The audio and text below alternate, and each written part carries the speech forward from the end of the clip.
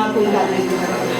Di dalam nama Tuhan Yesus, haleluya. Kita bersama katakan amin. Saudara bersuka cita? Hanya Tuhan kekuatan kita. Dia yang mengerti kita. Dia yang akan pedulikan kita.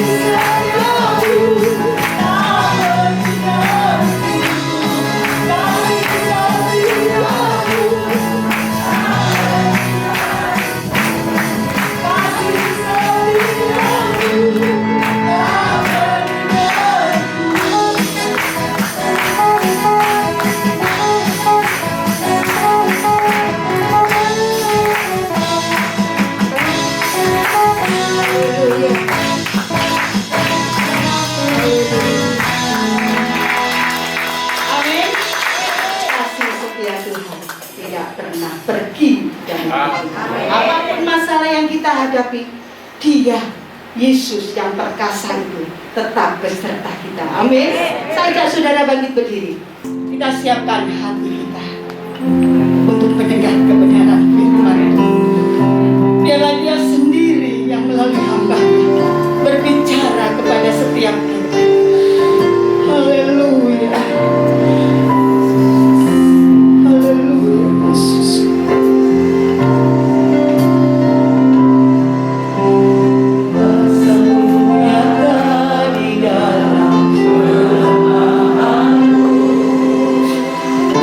Kekuatanmu menolong seluruh hidupku.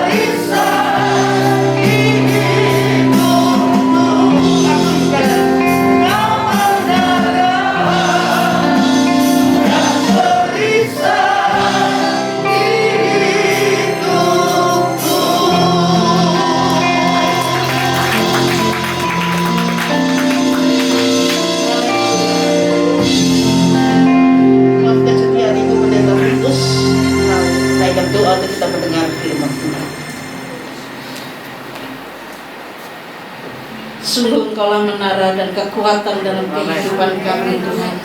Sehingga kami ada sebagaimana kami ada sampai pada pagi hari ini. Semua karena anugerah Tuhan. Terima kasih buat kasih setia Tuhan yang tidak berkesudahan dalam kehidupan kami. Terima kasih untuk pagi hari ini kami dapat berhimpun dan beribadah bersama-sama di bait-Mu Tuhan. Satu kemurahan yang Tuhan berikan kepada kami. Engkau Tuhan yang telah beracara sejak awal ibadah ini dimulai, maka Engkau Tuhan yang akan terus bekerja di tengah-tengah kami. Firman-Mu akan menyapa setiap kami sidang jemaat-Mu. Engkau Tuhan yang menghiburkan yang susah. Engkau Tuhan yang menjawab setiap pergumulan doa jemaat-Mu. Dan Engkau juga yang memberi kekuatan baru dalam kebenaran firman-Mu, bahkan teguran dan pesan Tuhan untuk kami dapat menjalani hari-hari hidup kami. Terima kasih Tuhan, Engkau mengurapi hamba-Mu yang telah Engkau persiapkan untuk menjadi saluran berkat bagi kami semua pagi hari ini.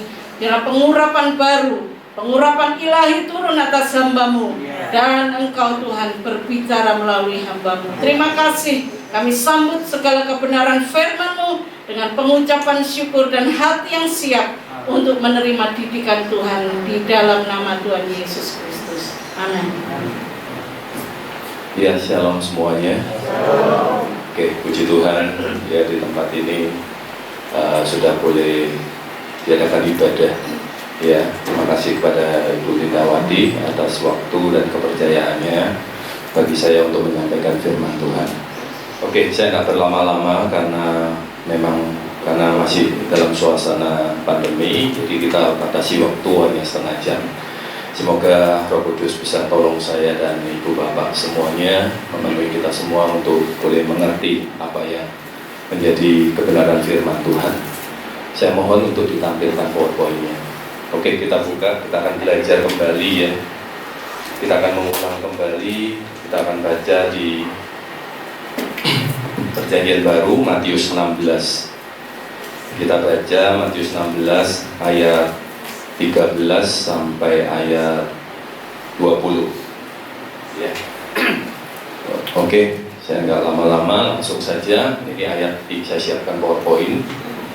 Kita baca di ayat 13 dulu. Setelah Yesus tiba di daerah Kaisarea di Filipi, ia bertanya kepada murid-muridnya, kata orang, siapakah anak manusia itu? Ayat 14, jawab mereka, ada yang mengatakan Yohanes Pembaptis, ada yang mengatakan Elia, ada pula yang mengatakan Yeremia atau salah seorang dari para nabi. Oke, selanjutnya nabi ya. Jadi saya menggarisbawahi, saya menampilkan kata nabi. Jadi awal ini Yesus berbicara, bertanya kepada para muridnya ya. Saya percaya para jemaat di tempat ini sudah lama ya. Mau tolong tanya, mungkin ada yang di bawah 1 tahun untuk percaya atau mengikut Tuhan Yesus? Di bawah 1 tahun? Tidak ada ya? Pasti lebih dari 1 tahun. Tapi jika hari ini kembali kita dipertanyakan, apakah siapa Yesus bagi kita semua, saya dan Ibu Bapak? Siapa Yesus? Saat ini mungkin kalau Tuhan Yesus hadir dan Tuhan Yesus bertanya, awalnya Tuhan Yesus kepada para murid ya, awalnya dia hanya bertanya menurut kata orang, siapa aku, gitu ya. Siapakah anak manusia menurut kata orang? Jadi mungkin dari saudara, ibu, bapak, ataupun teman-teman, tetangga, atau apapun, kalau ditanyai, siapa Yesus? Siapa anak manusia? Kebanyakan mereka berbicara, jawab mereka, ada yang berbicara Yohanes Pembaptis, Elia, Yeremia, atau salah seorang nabi. Kenapa orang-orang beranggapan begitu? Karena Tuhan Yesus pada waktu itu sudah melakukan banyak mujizat, dan orang berpendapat bahwa waktu itu Yohanes Pembaptis sudah dipenggal kepalanya oleh Herodes. Jadi mereka beranggapan bahwa Yohanes Pembaptis yang sudah mati itu bangkit kembali, sehingga kuasa-kuasa yang bekerja pada Yesus itu adalah kuasa daripada Yohanes Pembaptis. Ada yang beranggapan mereka percaya kepada para nabi, Mereka beranggapan ada Nabi Elias sudah bangkit. Jadi kuasa yang bekerja di dalam Tuhan Yesus itu adalah kuasa daripada Nabi. Ya, itu kata orang. Oke, selanjutnya kita next. Lalu Yesus bertanya kepada mereka, tetapi apa katamu? Siapakah aku ini? Kembali kalau Tuhan Yesus setelah itu kembalikan kepada kita yang hadir pada pagi hari ini.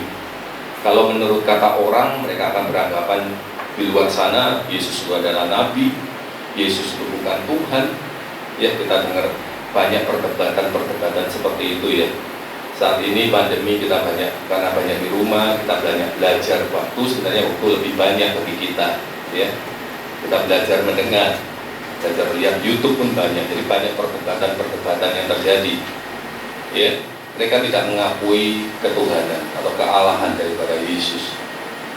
Kembali sekarang ke pertanyaannya, kalau saya pada pagi hari ini bertanya, tetapi apa katamu, siapakah Yesus itu? Mungkin kita semua akan bertanya, Pak, saya sudah ikut Yesus lebih dari 1 tahun, 3 tahun, 5 tahun, mungkin lebih dari itu, 10 tahun. Tapi pertanyaannya pagi hari ini, siapa dia menurut Ibu, Bapak, dan saya? Semua yang ada di tempat ini, kita cek kembali dalam hati kita. Siapa Yesus? Loh, saya percaya Pak, buktinya saya ke gereja. Pagi ini saya hadir di gereja.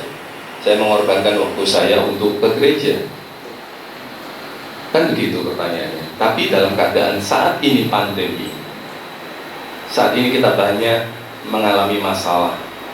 Mungkin yang masalah pekerjaan, sakit, dan lain sebagainya. Pertanyaannya, masihkah kita pada pagi hari ini bisa berkata, siapa Yesus itu? Apakah kita hanya sekadar ikut-ikutan? Kembali ke pagi hari ini saya mau mengulang lagi, siapa Yesus menurut kita pada pagi hari ini? Kita tadi banyak bernyanyi bahwa dia kekuatan, Yesusku dahsyat, aku tak ragu kepadamu. Pada pagi hari ini, pada saat-saat masalah seperti ini, apakah kita tetap berkata Yesusku dahsyat? Apakah tidak ada keraguan-raguan di dalam hati kita pada pagi hari ini? Apakah Yesus itu ada? Apakah dia benar Tuhan? Kenapa pandemi ini masih sudah hampir 2 tahun belum ada pemulihan?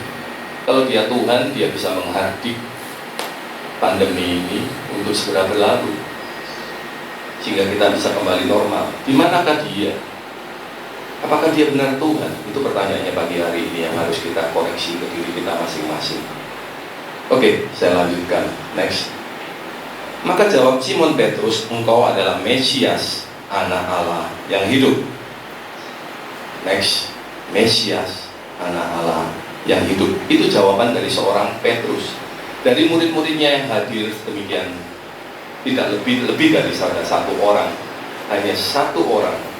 Jadi sudah mengikuti Yesus ini sudah lama. Ya, ini kisah ini terjadi bukan di awal, tapi di pertengahan.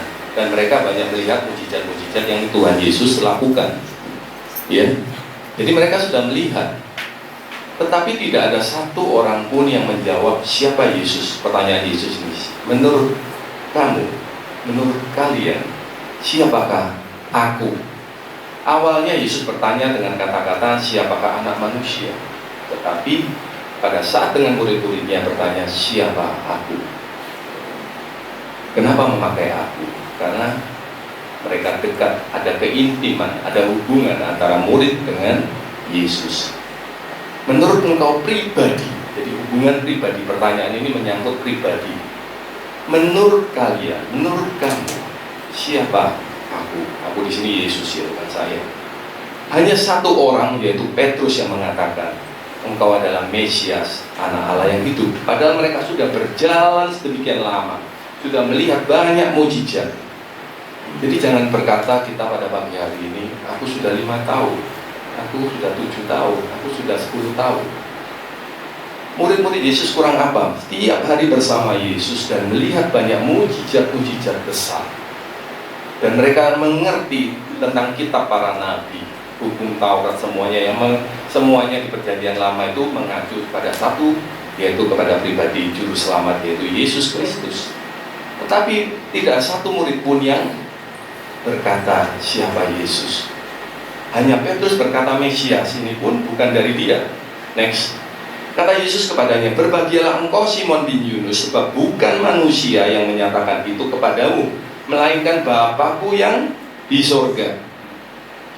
Ya, jadi bukan Simon bin Yunus atau Petrus ini yang berkata bahwa engkau adalah Mesias. Di perjanjian lama dikatakan Mesias. Kalau di perjanjian baru itu kata yang sama menggunakan kata Kristus atau Kristos, ya. Jadi semua ini sama, ya. Artinya yang diurapi. Jadi mereka menunggu seorang Mesias, mereka menunggu seorang Kristus, seorang juru selamat dari perjanjian yang berkata, engkau adalah Mesias yang ditunggu, engkau ini adalah Mesias yang kami tunggu. Mereka masih ragu-ragu, mereka masih tidak percaya. Buktinya firman Tuhan mengatakan, bukan engkau Petrus yang menyatakan, tetapi Bapakku yang di surga. Ya, saya garis bawahi kata bukan manusia yang di bahasa Inggrisnya tertulis flesh and blood. Jadi bukan manusia bahasa Inggrisnya. Jadi dikatakan bukan darah dan daging yang menyatakan itu kepadamu, tetapi my Father, Bapakku yang di surga. Yesus berkata begitu. Jadi pewahyuan ini yang didapat Petrus ini bukan dari dirinya sendiri, tetapi dia mendapat pewahyuan melalui Allah Bapa di surga, atas seizin Allah Bapa di surga, mau menyatakan bahwa Yesus inilah anak Allah yang mereka tunggu, bahwa dialah Mesias yang mereka tunggu. Tapi kita tahu setelah kejadian itu sampai ke belakang, mereka pun masih bimbang, mereka pun masih tidak percaya kepada Yesus. Kenapa? Karena mereka masih menunggu Mesias yang menurut gambaran mereka. Karena mereka ini masa dari perjanjian lama itu mereka menunggu kehadiran seorang Mesias. Kenapa? Karena mereka terus dijajah, sehingga mereka hidup di dalam perbudakan. Jadi mereka punya keinginan untuk mengembalikan ke dalam waktu-waktu zaman Daud dan Salomo, keemasan mereka. Jadi di gambaran mereka ini mereka membayangkan seorang Mesias menurut gambaran mereka, menurut pikiran mereka. Ya, jadi pagi hari ini jangan kita menggambar Kristus menurut gambar pikiran kita. Kita akan tetap menjadi ragu-ragu. Ya, jadi itu pernyataan, sekali lagi pernyataan Allah Bapa mewahyukan siapa Yesus itu kepada Petrus. Oke, next. Ayat selanjutnya, dan aku pun berkata kepadamu, engkau adalah Petrus, dan di atas batu karang ini aku akan mendirikan jemaatku, dan alam maut tidak akan menguasainya. Ya, dikatakan, dan aku berkata kepadamu, engkau adalah Petrus, dan di atas batu karang ini aku akan mendirikan jemaatku. Ya, batu karang di sini saya tidak pintar bahasa Ibrani, tapi dengan teknologi yang ada sekarang kita bisa gali, bisa lihat. Artinya batu karang itu adalah bahasa Yunaninya Petra. Siapa batu karang ini? Selama ini mungkin kita berkata itu adalah Petrus.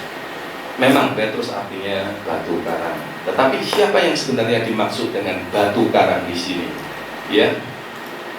Dan aku akan mendirikan jemaatku, eklesiaku, dan alam maut atau Hades tidak akan menguasainya. Jadi Yesus berkata begini loh, aku akan mendirikan jemaatku.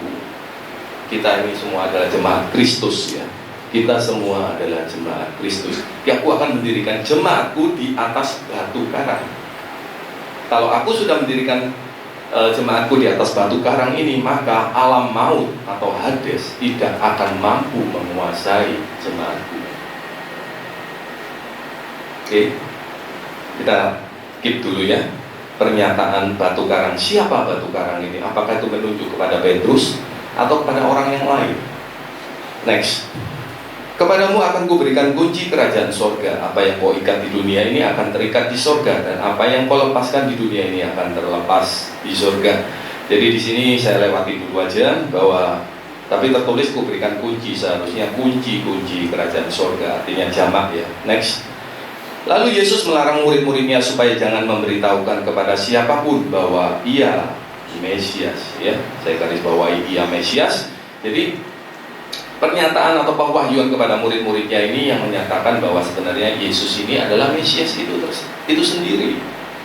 Ya, ia adalah Mesias. Di bahasa Inggrisnya tertulis dengan jelas bahwa Jesus the Christ, bahwa Yesus itu adalah Kristus. Yesus itu adalah Kristus. Itu pernyataan Yesus melalui pewahyuan yang Allah Bapa berikan kepada melalui Petrus. Jadi Yesus adalah Mesias atau Yesus adalah Kristus, yang artinya Yesus adalah yang diurapi. Ya, itu pernyataannya Yesus. Kita lanjutkan. Kita buka di 1 Korintus 10 ayat 3 sampai ayat 4. Di sini akan lebih jelas, ya. Maka mereka semua makan makanan rohani yang sama, dan mereka semua minum minuman rohani yang sama, sebab mereka minum dari batu karang rohani yang mengikuti mereka, dan batu karang itu ialah Kristus. Jelas ya, jadi firman Tuhan yang menyatakan, bukan saya pribadi. Dikatakan dengan jelas di ayat 4. Dan mereka semua minum minuman rohani yang sama, sebab mereka minum dari batu karang atau Petras, batu karang rohani yang mengikuti mereka. Dan batu karang atau Petra itu adalah Kristus, bahasa Yunani-nya. Jadi di sini sudah jelas bahwa batu karang itu menunjuk kepada Yesus. Jadi apa arti dari ayat sebelumnya? Itu yang menyatakan bahwa bukan manusia yang menyatakan ini kepadamu, melainkan Bapakku yang di surga. Pernyataan apa? Bahwa Yesus itu adalah batu karang itu, ya. Di atas batu karang, berarti jemaatku akan kudirikan di atas batu karang, bukan yang lain. Jadi menunjukkan gimana? Berarti Yesus akan mendirikan jemaatnya di atas pewahyuan tadi, di atas pewahyuan bahwa Yesus itu adalah Mesias, bahwa Yesus itu adalah Kristus. Jadi bukan atas dasar Petrus. Jadi atas pewahyuan ini yang menjadi dasar Yesus akan mendirikan jemaatnya. Apa dasar ini? Kita akan belajar lebih lanjut. Ya, jadi sekali lagi saya tegaskan, ulangi lagi untuk ketiga kalinya, bahwa batu karang itu menunjuk kepada Kristus atau Yesus. Jadi di atas batu karang, artinya di atas Kristus, di atas Yesus aku akan mendirikan jemaatku. Oke, next. Ini saya kembali kepada perjanjian lama di Keluaran Exodus ya, 17:6-7. Saya baca dengan cepat. Maka aku akan berdiri di sana di depanmu di atas gunung batu di Horeb. Haruslah kau pukul gunung batu itu, dan dari dalamnya akan keluar air, sehingga bangsa itu dapat minum. Demikian diperbuat Musa di depan mata tua-tua Israel. Ya, jadi di sini gunung batu di bahasa Ibrani-nya.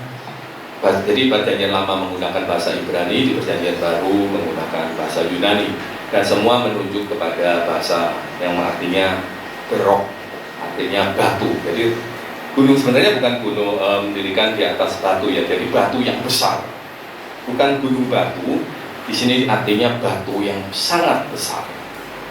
Di bahasa Inggrisnya lebih jelas the rock, jadi artinya batu yang sangat besar. Di sini dikatakan bahwa mereka hidup, mereka dikasih makan dari makanan rohani, ya toh, dan dikasih minuman dari minuman rohani. Ya, semuanya menunjuk kepada, di perjanjian lama menunjuk kepada Allah. Yang di perjanjian baru ditegaskan bahwa itu menunjuk kepada Kristus itu sendiri. Oke, saya lanjutkan di ayat 7. Dinamai tempat itu Masa dan Meriba oleh karena orang Israel telah bertengkar, dan karena mereka telah mencobai Tuhan dengan mengatakan, adakah Tuhan di tengah-tengah kita atau tidak?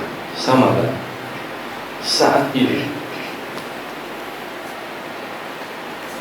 Tuhan Yesus begitu baik menyertai orang Israel, baik siang atau malam, baik dalam keadaan apapun, Tuhan Yesus selalu menyertai mereka. Tapi mereka selalu menuntut. Mereka juga berkata, adakah Tuhan di tengah-tengah kita atau tidak? Bahwa mereka sudah banyak melihat mujizat yang Tuhan lakukan. Mereka masih berkata, masih ada Tuhan tidak itu saat ini? Padahal Tuhan sudah memberikan air melalui gunung batu, melalui batu yang keras itu keluarlah air. Tapi mereka masih bersungut-sungut berkata, adakah Tuhan di tengah kita atau tidak? Mungkin saat ini, pagi ini, kita 2 tahun ini mengalami hal pandemi ini. Tuhan mau ingatkan kembali, Dia sangat mudah menghentikan pandemi ini, tapi Dia mau mengajar dari jemaatnya. Apakah kita sudah berdiri teguh dengan dasar yang benar? Pandemi masih ada, kita masih dalam keadaan seperti ini. Mungkin banyak masalah dan lain sebagainya. Apakah kita seperti orang Israel berkata, apakah Tuhan itu ada sih? Apakah Tuhan itu hidup? Atau jangan-jangan itu Tuhan di perjanjian lama, 1000 tahun yang lalu. Sekarang Dia bukan Tuhan. Oke, kita lanjutkan. Saya tambahkan lagi di 2 Samuel, dikatakan dengan jelas. Ia berkata, ya Tuhan, bukit batuku, kubu pertahananku dan penyelamatku. Apakah kita juga akan berkata, Tuhan, Engkau bukit batuku, seperti pujian tadi. Engkau gunung batuku, apakah itu benar? Biarlah pagi hari ini kita dikoreksi kembali.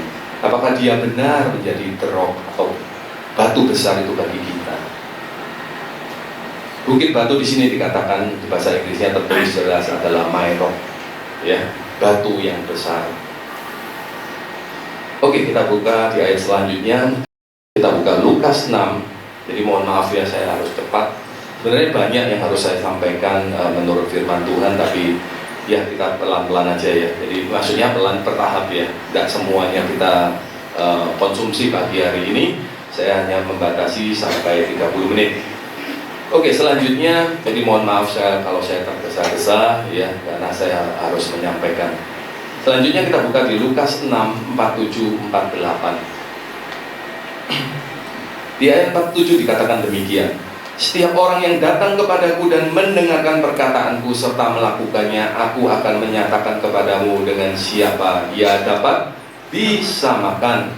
Ia sama dengan seorang yang mendirikan rumah.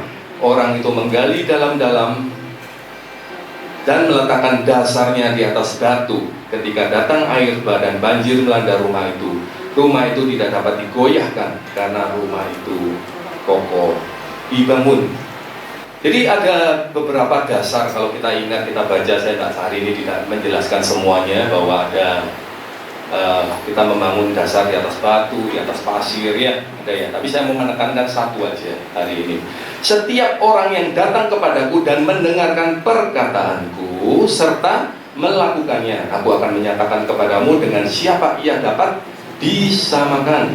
Ia sama dengan seorang yang mendirikan rumah. Orang itu menggali dalam-dalam dan meletakkan dasarnya di atas batu, ya. Ketika datang air bah dan banjir melanda rumah itu tidak dapat digoyahkan karena rumah itu kokoh dibangun, ya. Jadi ada tiga dasar, ya, tapi kita ambil satu dulu. Sebenarnya ada kelanjutannya. Firman Tuhan itu luar biasa. Dia akan berbicara lengkap satu dengan yang lain, itu saling, tidak ada yang kontradiktif atau saling bertolak. Jadi semua itu saling satu kesatuan, ya. Di sini dikatakan orang yang mendengarkan perkataan Tuhan dan melakukan itu disamakan dengan orang yang membangun rumah di atas dasar, di atas batu. Dasar itu bahasa Yunaninya temelios, yang berarti fondasi. Sebenarnya fondasi. Jadi kalau kita membangun rumah, pasti kita dulu kan fondasi. Fondasi kita apa? Yang benar adalah di atas batu. Bahasa Yunaninya menunjukkan pada Petras. Jadi di sini fondasi yang benar itu siapa? Batu. Dan siapa batu itu? Yesus. Ya. Jadi Yesus mau membangun jemaatnya di atas batu atau di atas pewahyuan bahwa Yesus itu adalah Mesias, bahwa Yesus itu adalah Kristus yang kita tunggu-tunggu. Yang saat ini masih tidak, orang Israel masih menunggu Mesias. Sampai detik ini ada sebagian, jadi di Israel itu ada kaum Yahudi yang sudah percaya Kristus dan mereka ada yang belum percaya Kristus. Artinya belum percaya itu apa? Mereka masih menunggu seorang Mesias akan hadir menurut gambaran yang mereka inginkan. Tapi ada sebagian yang sudah percaya dan menerima Yesus sebagai Mesias atau Kristus itu sendiri. Makanya Tuhan mau membangun jemaatnya di atas Yesus, bukan di atas yang lain. Di sini dikatakan fondasi. Kalau kita mau membangun rumah, kita harus punya fondasi yang kuat dan benar. Apa fondasi rumah? Rumah itu kita ya. Jadi bukan rumah beneran ya. Ini gambaran. Ini apa ya? Kayak perumpamaan. Jadi kalau kita membangun rumah saat ini pun, saya percaya semua masih ingin membangun di atas fondasi yang benar. Dan di sini kalau kita membangun diri kita, fondasi yang benar adalah Kristus. Jadi dasar itu adalah, kalau di bahasa Yunani sekali lagi temelios, itu artinya memang benar-benar fondasi di atas batu. Dan batu di sini kita sudah belajar di sebelumnya menuju kepada Kristus atau Yesus. Jadi sekali lagi fondasi hidup kita, iman kita pagi hari ini tidak ada yang lain dan tidak boleh adalah yang lain, hanya satu. Apa itu? Yesus adalah Kristus, Yesus adalah Mesias. Jangan adalah yang lain. Pada saat kita pagi hari ini punya, kembali kita merenung pulang dari tempat ini, apakah kita sudah punya dasar yang benar? Saat kita tidak punya dasar yang benar, atau kita punya gambaran Mesias yang salah, pada saat badai itu datang, pada saat banjir itu datang, saat ini yang terjadi saat ini seluruh dunia, kita gampang roboh. Kalau kita pagi hari ini punya dasar yang benar, dan dasar kita hanya satu, tidak ada yang lain, yaitu Yesus Kristus. Makanya kita seringkali diguncang untuk beralih ke kepercayaan yang lain. Kita dipaksa untuk mengakui menolak atau mengingkari dari iman kita bahwa Yesus adalah Kristus. Karena di luar sana tidak ada yang mengakui bahwa Yesus adalah Kristus, bahwa Yesus adalah Tuhan. Saat kita punya fondasi yang benar, apapun badai pada hari ini yang terjadi, kita tidak akan beralih atau keluar. Kita tidak akan berpindah, karena kita punya dasar yang benar. Dia adalah Kristus. Ada badai, ada masalah pun, kita akan tetap berkata, dia tetap Kristus, dia tetap Tuhan. Kita tidak akan beralih lagi, apapun konsekuensi yang kita dapat. Amin. Ya, jangan mau. Kalau kita tidak punya dasar yang benar, pada saat di luar sana kita ditawari, saya akan bantu Anda, saya akan penuhi, misalnya banyak yang kita lihat, saya kasih misalnya listrik, saya kasih tempatmu air, tapi kita harus convert, meninggalkan kepercayaan kita atau kepercayaan lain misalnya. Kita tidak mau digoyahkan seperti itu. Kalau kita punya dasar yang benar, meskipun ada badai itu dan menyerang kita. Saya tadi mau menjelaskan tentang badai juga, itu ada hubungannya, tapi waktu sudah memang benar 30 menit. Ya, jadi intinya, kalau kita sekali lagi jangan kita koreksi, kita dalami, harus satu. Iman hanya satu, bahwa dia hanyalah Tuhan yang benar, dia hanya Mesias yang benar. Tidak ada Allah lain, Tuhan lain. Jangan mau beralih apapun keadaan kita. Amin.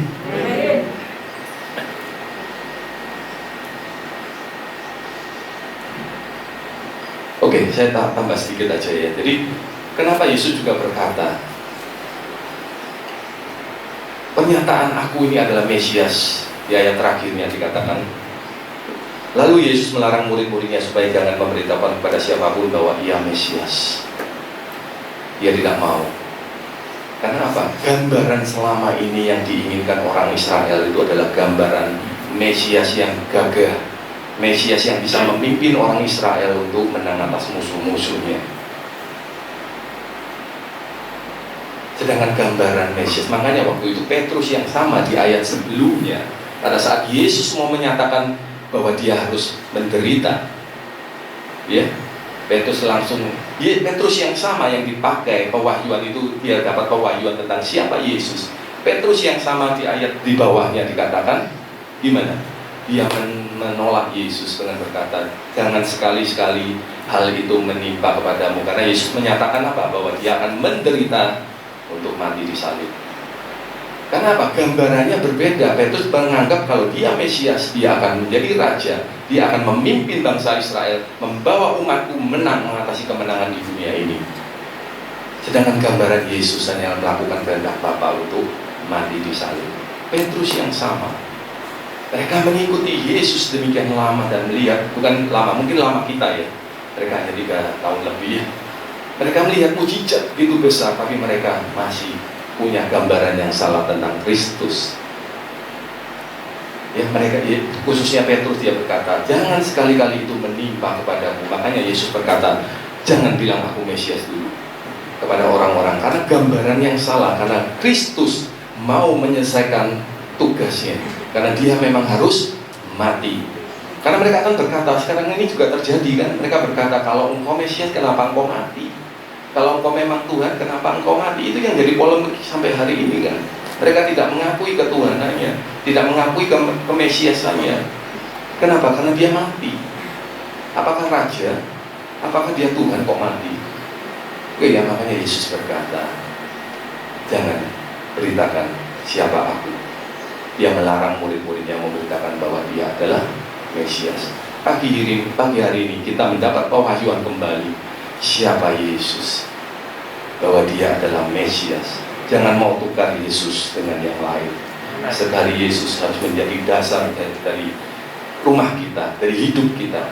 Kalau kita punya dasar yang tepat, apapun masalahmu, meskipun pagi hari ini sampai detik ini badai itu masih ada di kehidupan keluarga kita, rumah tangga kita, kita tidak akan pernah goyah. Tanpa melihat badai, meskipun badai itu tidak berhenti. Saya tambah satu boleh Bu, sedikit Bu ya. Oke. Saya janji kemarin. Badai yang menyerang murid-muridnya ada 2 kali. Saya catat, saya lihat. Pertama pada saat Yesus tidur di buritan. Apa yang dilakukan murid-muridnya? Dia lari, murid-muridnya lari kepada Tuhan Yesus dan berkata apa? Berkata apa? Guru, engkau tidak menaruh kasihan kepada kita, kita akan semua akan binasa. Apa yang dilakukan Yesus?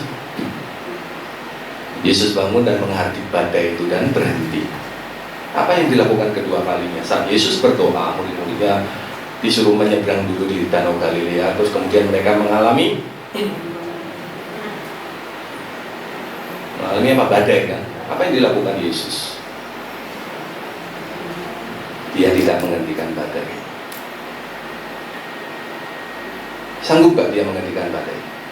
Di pertama dia menghentikan badai. Untuk hal yang kedua, sanggup gak dia menghentikan badai? Hai badai, diam. Itu murid-muridku biar tidak mengalami masalah, biar mereka tidak susah, biar mereka dapat tenang di kapalnya. Bisa, tapi Tuhan tidak mau menghentikan badai. Itu bukan berarti dia bukan Tuhan.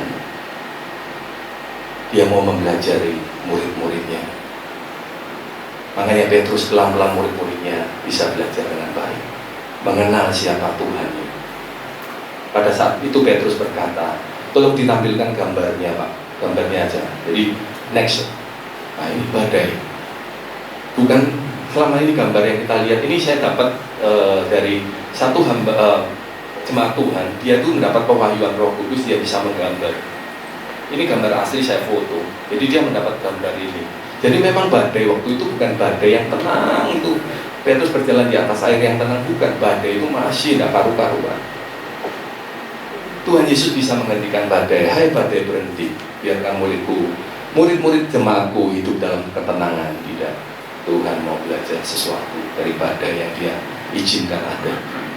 Dia tidak menghentikan badai bukan berarti dia bukan Tuhan. Dia tetap Tuhan. Mari kita duduk sebentar, kita renungkan firman Tuhan pagi hari ini. Ya Bapa, kami mengucap syukur sekali lagi buat kebenaran firman-Mu. Biarlah Engkau pewahyuan pagi hari ini boleh jemaat di tempat ini boleh terima Bapa. Biarlah itu menjadi dasar, menjadi kekuatan di dalam hati kami. Tolong kami Roh Kudus materaikan firman-Mu. Apapun yang terjadi, biarlah kami tetap berkata bahwa Engkau adalah Tuhan.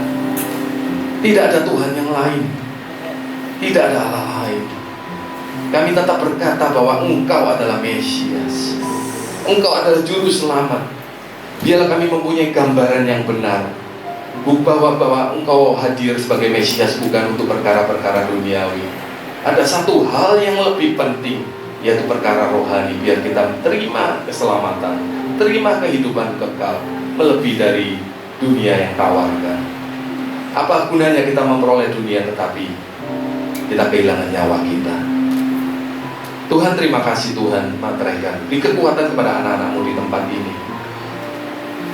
Biarlah kami tetap memandang Engkau meskipun badai itu bergelora di sekitar kami. Engkau tidak menghentikan badai, tetapi Engkau mau kita berjalan dialah di atas air badai yang tinggi itu, tanpa melihat yang lain, tapi mata kita tertuju kepada Tuhan. Terima kasih Bapak, berkati semua jemaat di tempat ini, berkati Ibu Pendeta Lindawati juga yang telah memimpin jemaat di tempat ini. Berkati semuanya, berilah kebenaran firman ini menjadi kekuatan kami. Karena kekuatan kami hanya satu, bahwa Engkau tetap Tuhan. Kami tetap berpegang penuh pada Engkau, bahwa Engkau tetap, kami tidak bimbang dan ragu-ragu lagi. Bila kami bimbang dan kami ragu-ragu, tolong kami Roh Kudus, tolong kami, penuhi kami, ingatkan kami bahwa Dia tetap Tuhan. Bukan berarti badai sekali lagi tetap ada, bukan berarti Dia tidak Tuhan, tetapi Dia mau kita membawa kita mendekat dan mengenal Dia. Karena ada hal yang lebih penting daripada dunia, daripada badai itu. Terima kasih Bapa, di dalam nama Tuhan Yesus kami serahkan semuanya, firman-Mu ke dalam setiap hati jemaat ini menjadi benih yang baik, dan Roh Kudus memateraikan. Dan Engkau sendiri Allah Bapa, Engkau tidak peduli siapa yang menanam, siapa yang menyiram, tetapi kami percaya bahwa Engkau Allah Bapa sendiri yang akan memberikan pertumbuhan ke dalam diri kami. Kami semua hamba-Mu hanya sebagai hamba, tetapi firman itu yang bekerja, bukan hamba. Tapi firman itu yang akan memberi kekuatan melalui pertumbuhannya menjadi benih yang baik. Engkau sendiri saat ini materaikan dan beri pertumbuhan pada setiap jemaat ini, sehingga jemaat di tempat ini boleh tetap berpegang teguh, tetap percaya apapun masalah yang terjadi bahwa Engkau adalah Tuhan. Terima kasih Bapa, di dalam nama Tuhan Yesus kami mengucap syukur. Ini komitmen kami Tuhan. Kami mau mengikut Engkau seumur hidup kami. Biar Roh-Mu yang kudus dan firman-Mu menjadi penopang dalam kehidupan kami, supaya kami tetap kuat berjalan bersama dengan Tuhan. Sekalipun badai menerpa kehidupan kami, kami percaya Tuhan tidak pernah tinggalkan kami. Berkati hamba-Mu yang melayani pagi hari ini, berkati kami semua yang sudah beribadah kepada Tuhan. Saudara-saudara kami yang sakit, yang sedang bepergian, Tuhan juga tolong mereka. Berkati mereka sebagaimana Tuhan memberkati kami pagi hari ini. Terima kasih Tuhan. Kami bersyukur, kami percaya Tuhan yang hadir di sini tidak pernah membiarkan kami pulang dengan beban yang sama. Dengan iman kami melangkah meninggalkan tempat ini. Yang sakit jadi sembuh dalam nama Tuhan Yesus. Yang susah dihibur, yang lemah dikuatkan, yang terikat dibebaskan oleh kuasa Tuhan, yang datang dengan hati gelisah pulang dengan sejahtera yang penuh. Sertai kami kembali ke tempat kami masing-masing. Perjalanan Ibu Pendeta Titus dan Bapak Pendeta David menuju ke Kediri beserta rombongan, Tuhan sertai, Tuhan lindungi. Beri kekuatan tiba di rumah masing-masing dengan sejahtera daripada Tuhan.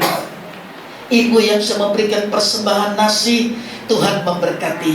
Terima kasih Tuhan. Sebelum kami melangkah meninggalkan tempat ini, dengan iman kami mengangkat tangan kami untuk menerima berkat daripada Tuhan. Tuhan memberkati engkau dan Tuhan melindungi engkau. Tuhan menyinari engkau dengan wajah-Nya dan memberi engkau kasih karunia. Tuhan menghadapkan wajah-Nya kepadamu dan memberi engkau damai sejahtera. Turun dan tinggal atas kami dan keluarga kami. Berkat yang berasal dari Allah Bapa, kasih karunia dari Tuhan Yesus Kristus dalam persekutuan Roh-Nya yang kudus menyertai dan memberkati kami pagi hari ini sampai Maranatha Tuhan Yesus datang kembali. Dan berkat ini kami terima dalam nama yang menjadi junjungan hidup kami, yaitu nama Tuhan Yesus Kristus. Bersama-sama berkata amin. Selamat pagi, Tuhan memberkati kita semua.